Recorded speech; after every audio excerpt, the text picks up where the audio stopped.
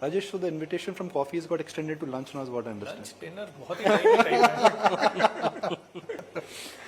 NGS, I go back, I may sound slightly repetitive this one, but what the idea of today's chat is to perhaps get this communication right, that how is 2023 slowdown different from the previous cycles? I'm being repetitive with this one, but that part I think needs some addressment, because what markets are doing is that they're doing parallel between the Brexit time and GFC crisis and blowing things out of proportion. At least that's my understanding. I think they are different as we see it, and I think I explained it, because we don't see a chain reaction.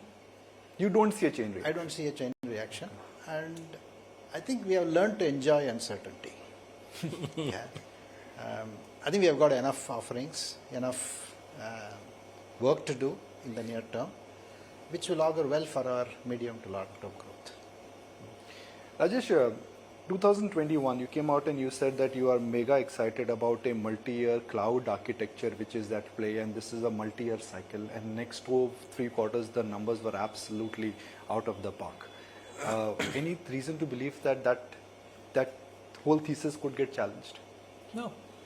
If you look at how it has played out, last 2 years, we have been in the mid-teens growth, 15%, close to 14% this year. And that's a lot of it has come out of cloud being one of the major drivers of that growth. When we look at our customers, the cloud agenda continues. We had called out a few quarters back that this year is likely to be a year of execution focus on the cloud side. There was a lot of excitement. There was a lot of energy that had gone in.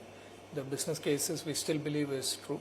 The roadmap is very secure, but the extent of investment and focus on execution that was required was not there in the beginning, whereas that will be where the play will be, and that actually is good news for us. So while you're seeing the froth coming off on incremental cloud sales from a hyperscaler perspective, but for service providers like us, it's actually now comes the heavy lift, and so therefore the demand side from a cloud continues very strongly for us. So last question, and I'm going to quote one of your media interactions. You said 2023 will be about repair. It will be about implementation. It will be about getting the margin back in order.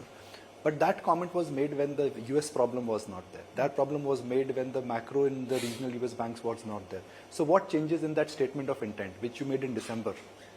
I would still say that the execution focus remains the same. It is about consolidation. It is about repair. I spoke about the operating model, that we are too leveraged on contingent labor. That a cost implication, it also has a delivery and a customer experience implication. So those repairs need to be done.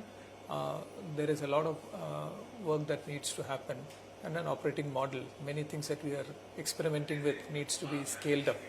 So that continues.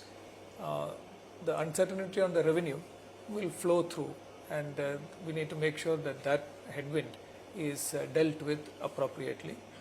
But we don't need to jump into it immediately. We can afford to wait and let it develop a bit before we take any active stance on it.